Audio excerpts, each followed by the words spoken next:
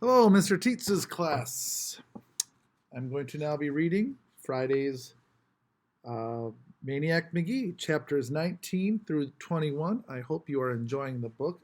I know I love it and love reading it. So, here we go. If the wonders of the world hadn't stopped at 7, Cobble's Knot would have been number 8. Nobody knew how it got there. As the story goes, the original Mr. Cobble wasn't doing too well with the original Cobble's Corner grocery at the corner of Hector and Birch. In his first 2 weeks, all he sold was some Quaker oats and penny candy. Then one morning, as he unlocked the front door for business, he saw the knot. It was dangling from the flagpole that hung over the big picture window, the one that said Frosted Foods in icy blue and white letters. He got out a pair of scissors and was about to snip it off when he noticed what an unusual and incredible knot it was. And then he got an idea. He could offer a prize to anyone who untangled the knot. Publicize it. Call the newspaper. Winner's picture on the front page. Cobble's Corner in the background. Business would boom. Well, he went ahead and did it, and if business didn't exactly boom, it must have at least peeped a little, because eons later, when Maniac Magee came to town, Cobble's Corner was still there. Only now it sold pizza instead of groceries, and the prize was different. It had started out being 60 seconds alone with the candy counter. Now it was one large pizza per week for a whole year, which in time made the knot practically priceless. Which is why, after leaving it outside for a year, Mr. Cobble took it down and kept it in a secret place inside the store, and brought it out only to meet a challenger. If you look at old pictures in the Two Mills Times, you see that the knot was about the size and shape of a lopsided volleyball. It was made of string, but it had more contortions, ins and outs, twists and turns, and dips and doodles than the brain of Albert Einstein himself. It had defeated all comers for years, including J.J. Thorndyke, who grew up to be a magician, and Fingers Holloway, who grew up to be a pickpocket. Hardly a week went by without somebody taking a shot at the knot and losing. And each loser added to the glory that awaited someone who could untie it. So you see, said Amanda, if you go up there and untie Cobble's knot, which I know you can, you'll get your picture in the paper and you'll be the biggest hero around here, and nobody'll mess with you then. Maniac listened and thought about it and finally gave a little grin. Maybe you're just after the pizza, since you know I can't eat it. Amanda screeched, Jeffrey! The pizza's not the point. She started to hit him. He laughed and grabbed her wrists, and he said, okay, he'd give it a try. Chapter 20. They brought out the knot and hung it from the flagpole. They brought out the official square wooden table for the challenger to stand on, and from the moment Maniac climbed up, you could tell the knot was in big trouble. To the ordinary person, Cobble's knot was about as friendly as a nest of yellow jackets. Besides the tangle itself, there was the weathering of that first year, when the knot hung outside and became hard as a rock. You could barely make out the individual strands. It was grimy, moldy, crusted over. Here and there a loop stuck out, maybe big enough to stick your pinky finger through, pitiful testimony to the challengers who had tried and failed. And there stood Maniac, turning the knot, checking it out. Some say there was a faint grin on his face, kind of playful, as though the knot wasn't his enemy at all, but an old pal just playing a little trick on him. Others say his mouth was more grim than grin, that his eyes lit up like flash bulbs, because he knew he was finally facing a knot that would stand up and fight a worthy opponent. He lifted it in his hands to feel the weight of it. He touched it here and touched it there, gently, daintily. He scraped a patch of crust off with his fingernail. He laid his fingertips on it, as though feeling for a pulse. Only a few people were watching at first, and half of them were Hex Angels, a roving tricycle gang of 4 and 5-year-olds. Most of them had had a sneaker lace or yo-yo knots untied by Maniac, and they expected this would only take a couple of seconds longer. When the seconds became minutes, they started to get antsy, and before 10 minutes had passed, they were zooming off in search of somebody to terrorize.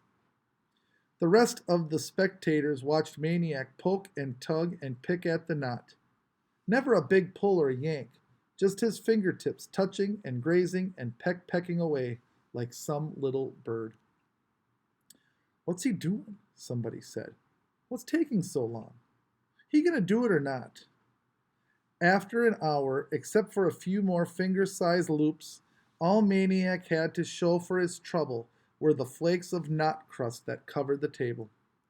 "He ain't even found the end of the string yet," somebody grumbled, and almost everybody but Amanda took off. Maniac never noticed. He just went on working. By lunchtime, they were all back, and more kept coming. Not only kids, but grown-ups too, black and white, because Cobble's corner was on Hector, and word was racing through the neighborhoods on both the east and west sides of the street. What people saw, they didn't believe. The knot had grown, swelled, exploded. It was a frizzy globe. The newspaper the next day described it as a gigantic hairball. Now, except for a packed-in clump at the center, it was practically all loops. You could look through it and see Maniac calmly working on the other side. He found the end. He found the end, somebody gasped, and the corner burst into applause. Meanwhile, inside, Cobbles was selling pizza left and right, not to mention Zeps, a 2 Mills type of hoagie, steak sandwiches, strombolis, and gallons of soda. Mr. Cobble himself came out to offer Maniac some pizza, which Maniac of course politely turned down. He did accept the orange soda, though, and then a little kid, whose sneaker laces Maniac had untied many a time, handed up to him a 3-pack of Tasty Cake butterscotch crimpets. After polishing off the crimpets, Maniac did the last thing anybody expected. He lay down and took a nap right there on the table, the knot hanging above him like a small hairy planet, the mob buzzing all around him. Maniac knew what the rest of them didn't, that the hardest part was yet to come. He had to find the right routes to untangle the mess, or it would just close up again like a rock and probably stay that way forever. He would need the touch of a surgeon, the alertness of an owl, the cunning of 3 foxes, and the foresight of a grand master in chess. To accomplish that, he needed to clear his head, to flush away all distraction, especially the memory of the butterscotch crimpets, which had already hooked him. In exactly 15 minutes, he woke up and started back in. Like some fairy tale tailor, he threaded the end through the maze, dipping and doodling through openings the way he squiggled a football through a defense. As the long August afternoon boiled along, the exploded knot hairball would cave in here, cave in there. It got lumpy, out of shape, saggy. The Times photographer made starbursts with his camera. The people munched on Cobble's pizza and spilled across Hector from sidewalk to sidewalk and said ooh and ah. And then, around dinner time, a huge roar went up, a volcano of cheers. Cobble's knot was dead, undone, gone. It was nothing but string. Chapter 21. Bugles, cap guns, sirens, firecrackers, war whoops. Cobble's Corner was a madhouse. Traffic had to beep and inch through the mob. Kids cried for autographs. Scraps of paper fluttered down in a shower of homemade confetti. A beaming Mr. Cobble handed up a certificate to Maniac for the year's worth of large pizzas. Maniac accepted it and said his thanks. The undone knot lay it in a coiled heap at Maniac's feet. Mr. Cobble grabbed it. Already people were guessing how long it was. It turned out to be 4.5 blocks long. Someone tied it to a stop sign and started walking, and that's how far he got before it gave out. The yelling went on, the way yelling does if only to hear itself. But one person wasn't yelling. Amanda Beale. She was holding one of the homemade confetti scraps, gaping at it.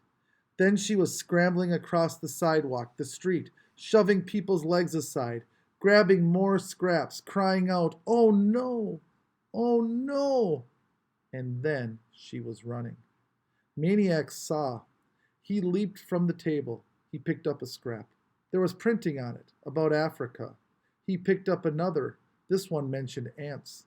Another, Aristotle. The Encyclopedia A. He followed the scrap paper trail up Hector and down Sycamore, all the way to the Beals' front steps. The only thing left of the book was the blue and red cover. It looked something like an empty loose leaf binder. Amanda was hunched over, rocking, squeezing it to her chest. "It was my fault," she sobbed. "I got careless. I left it in the living room. Anybody could look through the window and she clenched her eyes so tightly it was a wonder the tears got out. More than anything, Maniac wanted to hug Amanda and tell her it was okay. He wanted to go inside, be with his family, in his house, his room, behind his window. But that wasn't the right thing. The right thing was to make sure the Beals didn't get hurt anymore. He couldn't keep letting them pay such a price for him. He turned and headed back up Sycamore. Maybe the man with the can of worms voice was right. Back to your own kind. Back to your own kind. He never got farther west than the far curve of Hector Street, because McNabb and the Cobras were there to meet him, grinning, leering, hissing.